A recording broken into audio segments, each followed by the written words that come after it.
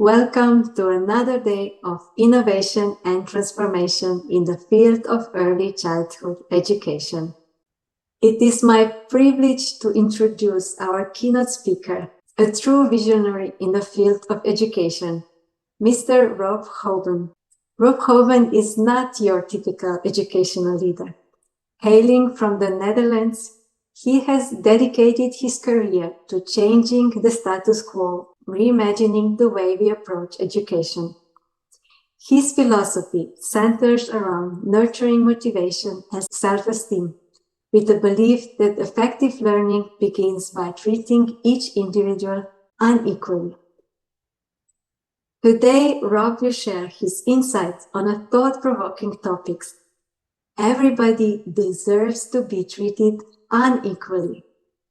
This bold statement challenges conventional wisdom and prompts us to consider our approach to education, equity, and individual potential. It is my great honor to welcome now Rob Houben to the stage. So I'm going to share my screen with all of you guys, and I will start my presentation. Good morning, all. As Claudia was saying, my name is Rob Houben, and I'm going to keep you busy with Everybody Deserves to Be Unequal for the next 20 minutes to half an hour. Been working a long time in this beautiful building in the city of Houben in the south of the Netherlands. I've been working there since 2015, and everybody who entered the building or every presentation I give, I tell them, forget what you know about teaching, start with what you really know about learning. But I think I don't have to tell all of you that today, because most of you guys are kindergarten teachers, and you are actually the example. I believe every teacher should build on what you are doing in kindergarten instead of you preparing them for other teachers. Let's circle back to this building. This is Wings building in Roermond, and we've started Agora there in 2015. So Agora at that point was a public school in the Netherlands in secondary education. And we teach students there to manage their own learning process. We do that without courses, without classes, without class timetables, nor age groups. We teach them to set and achieve their own goals and their own challenges. So when students start at Agora, we ask them, what do you want to make, do, or learn? And we hope that they say make, because people who want to create, they're absolutely going to do something and they're absolutely going to learn something. And whatever the answer was, we go from there. With that, we figure out their talents, their interests, and their ambitions. And the astonishing thing is that asking these kids these questions at the age of 12 still made happen that they could do the final Dutch exams and do well and perform. So we have kids in universities all over the Netherlands at the moment who finished our education. So you might be thinking, why is Rob talking to us today? Because it's all about secondary, what he's talking about. Well, that's not exactly true. We started in secondary, but at the moment there are about 25 schools in the Netherlands and Belgium following our example, and they have kids from the age of 4 up until the age of 18. At Agora, I first was part of a small group of teachers, and later I became the team lead. At the moment, I'm the program manager, and that gives me a lot of opportunities to run my own company as well.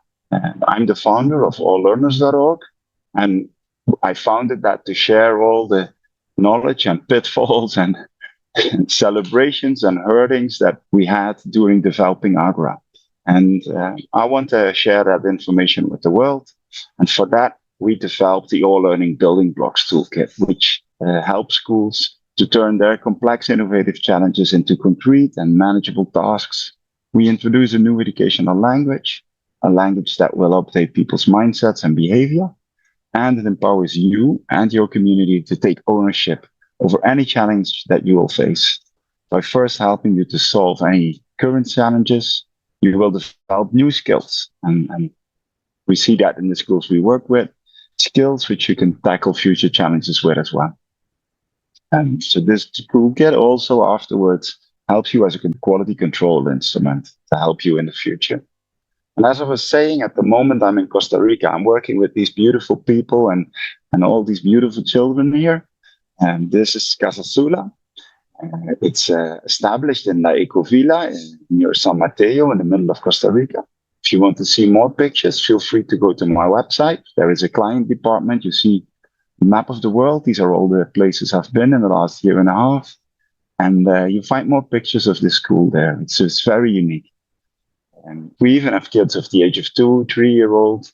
And we start with what we call a prepared learning environment. That's a very rich environment where kids can just play around, but also see and get inspired to do a lot of things. Let's go back to the main topic. Main topic is everybody deserves to be treated unequally. And during the rest of this presentation, I will tell you why. And by the way, with everybody, I mean everybody, not just the children. Also you guys, you, your co-workers, parents, other staff members, etc., etc. We are all learners who deserve to be treated unequally. So I have to warn you, maybe with a slip of the tongue, I will say students or I will say children. But what I mean is everybody, because we are all learners. That's why I like the word learners. I know it's not officially English, but it sums it up. So I believe that we have to treat all learners like a farmer treats his crops. Like you would treat your plants at home. What are you doing to make them look beautiful, to make them shine, and to make them grow? Do you compare your plants? Tell the left one that it's shorter than the other one? Do you give them a grade for growing? Do you pull the short one to stretch him? You don't know you. You don't know. You know pulling has a devastating effect. So I think you're not doing that with plants. Why should we do it with humans then? We all know that the plant could break. You know that comparing plants, grading plants, and putting them and pulling them doesn't make them grow any faster. So why do we do it with children? We know, and farmers know, that it is about creating the perfect circumstances. The soil, water, and the sunlight is what influences how the plant grows. So school, people, isn't about assessments. It's about assessing. Why do I say this? Well, because too many people, in my experience, mix assessment up with testing. And in its core, in my opinion, assessing means figuring out what learners need in order to grow and achieve their full potential. To assess or to estimate what the learner needs to progress. To assess if what you as a teacher are doing is working. So we shouldn't be assessing what the student is doing. We should be assessing how we are influencing their circumstances and change that. School should be about giving learners a view of their personal growth in such a way that it builds their confidence and makes them dig even deeper. It should never be about judgment, because that is the opposite effect. So what I want you to do, guys, is to look over your shoulders, look over your student and children's shoulders, show them their progress, and show them where they can grow. And like farmers, if necessary, change their circumstances so they can grow even faster tomorrow. Your feedback during this process should be just in time. It should be meaningful and joyful. You need to be specific. Don't tell a student, this is beautiful. Tell them why it's beautiful to you. Build a track record based on positive impact, because schools should be meaningful and joyful. But how do you do that? What should you be looking for? What is the soil, sunlight, and water for learners? Which buttons can we press, turn, and observe? Well, Ryan and Daisy did an intensive research on this. It's called the self-determination theory. Theory describes the basic psychological needs in motivation, development, and wellness, the foundation of personal development. Self-determination is the human ability to get a grip on your thoughts, emotions, and behaviors. We use it to navigate everyday situations and collaborate with other people. It states that people need to feel autonomy, relatedness, and competence. So farmers, soil, water, and sunlight. It tells us, educators, which circumstances we need to influence in a positive way. If we set these in the perfect position for every individual student, their well-being, motivation, and commitment will go into overdrive. And with that, the desire to learn. Because of this, learners feel competent enough to explore their future. They feel the autonomy to make decisions and make sure that they can do this in relatedness to others. And we educators can be supportive. Let's give you some examples. The video you're going to see here is my daughter riding her bike. And I want to rewind this 4 days, because 4 days before this, she was sitting on a tricycle, and you must know them, with the pedals connected to the front wheel axle. And she couldn't push the pedals around fully. She wasn't strong enough. There was too much friction. These bikes these days, they even sell you a stick with it, so you can push the bike, because everybody knows these kids can't do it. And then one of my neighbors came up with this little bike, and she said, maybe when Alice, that's the name of my daughter, is older, she can use this bike, and you can teach her how to ride the bike. And my daughter said, Daddy, but I want to do that today. And I said, Alice, the bike is too big. And she said, make it smaller. And she was actually right. I could put the seat a little bit down. So I put the seat a little bit down. It was still too high. She couldn't touch the floor, but still. You know how it goes, I guess. You grab them by the neck and you start running. That's what I did with my daughter. And after 15 minutes, she cried, so we could go inside. And then the day after that, she came up to me and she said, Daddy, can we ride the bike again? Well, I run for about 20 minutes, and fortunately she cried again, so we went inside again. And on the third day, she didn't ask anything. I thought, maybe she's over it. But on the fourth day, she came up to me again and said, Daddy, I want to ride the bike again. And I grabbed her by the neck again and took about 5 steps on the driveway. And she said, Daddy, let me go. And I let her go, grabbed my phone, because I shot that video in that moment. This was the first time that she did a distance. And of course, I'm telling you this because I was very proud. But I'm also telling you this because one of my neighbors, he came up to me immediately after this video and he said to me, Rob, how old is Alice? And I told her she was 2 and 9 months. He went home, grabbed the bike of his 5-year-old son, got the side wheels off it, put his son on it, and he started running. And in the evening, he rang my doorbell and he said, Rob, how often did you do that? And I said, well, like 15 minutes a day. Dear guest, I saw him running for 3 weeks in a row, 15 minutes a day, up and down the street with this poor boy. And you know what the end result was? His son hates biking. So what's going wrong here is also what's going wrong in education. We compare kids based on age. And he compared his 5-year-old son with my 2-year and 9-month old daughter. And he came to the conclusion that his son is behind. So he started to force him to learn to ride the bike. He could have asked if my daughter is able to ice skate. Then there was no reason to force his son, because he could have been a proud father, because his son was able to ice skate and my daughter wasn't. But no, he concluded his son is behind.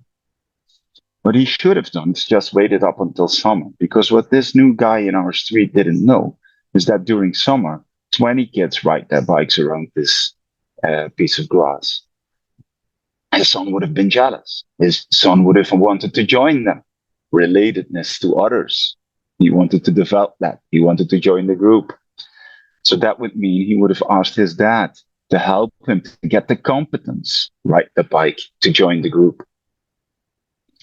So he has the autonomy himself to ride with other people. But no, his dad ignored all of that and did the same as we did in education. You have a certain age, you have to do it now. So, dear people, I promote that we keep a strong eye out, stupid stuff like this. We should let kids play, and we should need to observe when best moments arrive to educate them or to help them with something. Not because they're behind, because nobody's behind on biking and nobody gets behind on reading.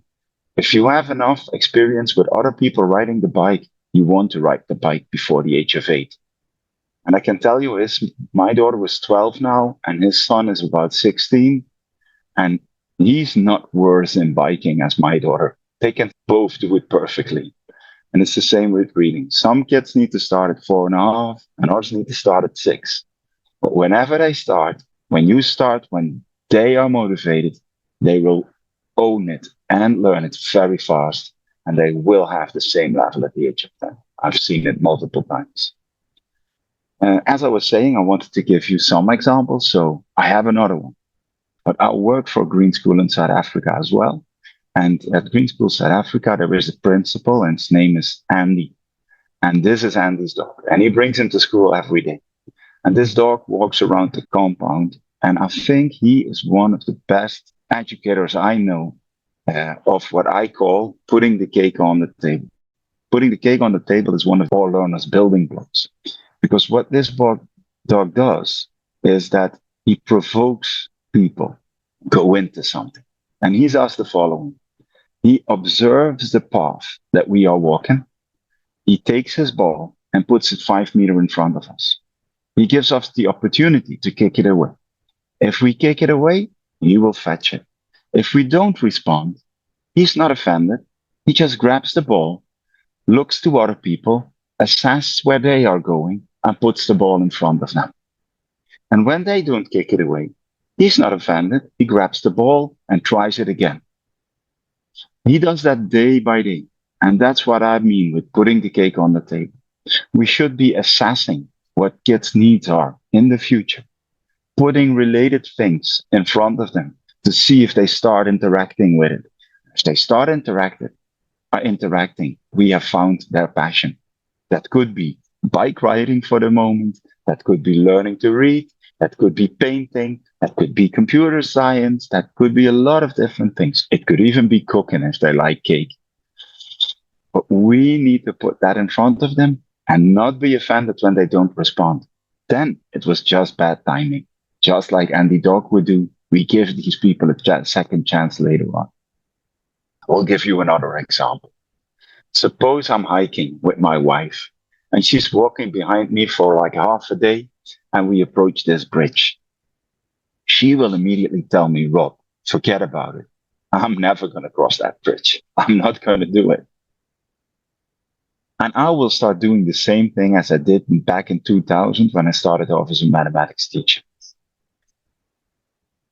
I'm going to trying to soften things up to get her into it while I know that she doesn't want to do it. So I'm going to tell her, but Tanya, do you know that on the other side, the view is even better than here? Do you know that there is a great restaurant at the other side with your best food? Shouldn't you want to go there? And then my wife will tell me, Rob, the food in the hotel wasn't that bad yesterday. I don't care about the restaurant. I'm not going to cross this bridge. And I don't know how it is in your families, but we will go back to the hotel then. So suppose I can do this day over. A couple of days before this, my wife came up to me in the hotel and she told me, these people over there, they are talking about a very exciting hike. They had amazing views. They told me about a restaurant where I have my favorite food. Rob, I really want to do that hike. I want to go to that restaurant. And I would say to my wife, you know what? I follow you. You get a map. You get us there. Well, my wife's reading skills aren't good enough to see the bridge on the map before we start walking. So we still will have the same problem. I will be following her for 2 hours and a half, and we will end up at this bridge. But she's in the lead. It's her goal to get there. Do you think she will immediately return back to the hotel when she sees this bridge? I don't think so. What I'm seeing with children, when I get them to solve their problems, is that they ask me for help to solve this problem. So my wife, for instance, she would say to me, Rob, can you hold me tight and cover my eyes? So then I might dare to cross the bridge. And she would take a couple of steps and bounce back and would say, Rob, this is not the way to do this. Then she would get the map out and she would say, do you think there is a route to the valley to get to that favorite restaurant with that amazing view? I don't care, it takes longer. I want to go there. And if that's not possible, she would say, but Rob, what if you go back to the hotel, get the car, and try to approach the restaurant tomorrow from the other side so I'll still get to reach my goal. Well, that's what I'm seeing doing the kids in the Gora and in the other schools I collaborate with. We adapt to their goals, to their needs, and then they ask us for help. We don't have to push them across the bridge. We adapt to what they want to learn, and we still integrate what they need to learn. That's the way of working with children. I also wanted to show you this picture. These kids aren't mine, but I love the picture because the sponges in front of them have about the same size as the sponge that they have in their hats. And we call that hat the brains. And there is a parallel for me because a sponge is a natural product. I've never seen anybody pouring water into a sponge. We know that sponges suck up water when you put them in the perfect circumstances, when you put the sponge below water. And that, in my opinion, is the same with kids and with everybody. If we teach them how to put their sponge, their brain, in the perfect circumstances, their brain sucks up knowledge. And that's the only thing what we need to do. Bring them in that circumstances and educate them how they can do that. At All Learners, we have a building block for this, and we call that giving them the freedom to experiment and research. But of course, that is giving them the freedom to play. And play comes in a lot of different forms, as you can see in these different pictures. But we still should everybody give that opportunity because everybody deserves that opportunity. And during play, people get interested. They figure out their needs. We can observe them and help them to go deeper and to achieve quality on the topics that they are interested in. We have to think about, what do I need to grow first? Do I need to help them with their autonomy? Do I need to help them with their relatedness? Or do I need to help them with their competence? Because to achieve that, we have to accept that this is different for every single person because we have different backgrounds. We are raised by different parents in different circumstances. My parents needed to tell me that I had to be at home for dinner. I was always late. My sister was never late. They didn't have to come up with rules for her. They had to come up with rules for me on being on time for dinner. My sister and I had different recipes, and those recipes change over time. So please explain your learners, and with that I mean children, parents, co-workers, that we are all different, that we are all unique, and that all of us need that difference. Tell them that they have to treat everybody unequal with a lot of respect and that they deserve personalized circumstances to flourish. Tell them that all learners need to keep on playing. Thank you for listening. Over to you, Claudia. Thank you for sharing this knowledge. It's incredible. And I would like to ask you, you mentioned you are teaching teachers all over the world. Can you talk about and expand on this? Yeah, so what we saw at Agora is I was leading a public school in the Netherlands, and we didn't have a lot of extra budget. So we never developed documents to share our knowledge. It was all teaching each other while doing the work. And what we were teaching each other in the second year, we need to reinvent that in the third year because we got new information by playing with kids, by doing all this. So our school grew from doubled in the almost every year in the beginning, from 30 up to 300, and other schools wanted to do what we do, and we didn't have any means to educate others on what we're doing, to share the knowledge. And when I felt that the school was in a position that I could step down as a leader, I started to develop what I call the All Learner building blocks, and those are 38 blocks, and if you have them all in place, it's a school. And I've been using these building blocks now with very traditional schools, with Agoras, with the school here in Costa Rica, with this Green School South Africa. I'm using them in Oslo with a school. So what we do is these building blocks introduce a new language. Because if you want to develop education, you shouldn't be using the old language because that is confusing. You know, as soon as I say the word teacher, a lot of people still have that image in their mind of me standing in front of a board and everybody needs to listen. Well, so we shouldn't use these words anymore. They confuse us. And the teaching is still important, but not full time. So we developed these building blocks, and that took me about a year. And I started to test them with more and more schools, and just starting since June, July, we're doing that. So schools who hire us at the moment, we go in there, we explain these building blocks, we explain how it works, we explain them that it has to start with a beautiful experience for children, because that's what sticks.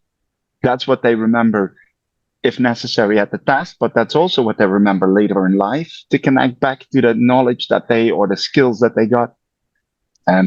So we go into schools with these building blocks, and then these building blocks is like 3 steps. We have a general short description. We connect it to scientists, so not to our knowledge, but to the scientific knowledge behind every block. And then we invite the school to come up with their recipe for that building block, and we help them with that. So have a look, like, what are you doing now? How can you make the next step? That's what we're doing. And what we're also hoping to do is to, in time, from there also develop individual courses, which we're going to host on our website, which individual people can attend.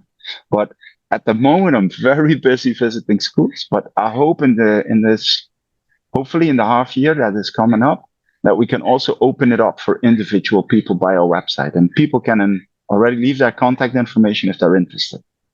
It's on alllearners.org. If people can't find it, go to robhouben.com, because we also link to All Learners there. Thank you, Rob, very much for sharing your wisdom and sparkling the conversation that will drive progress in our field.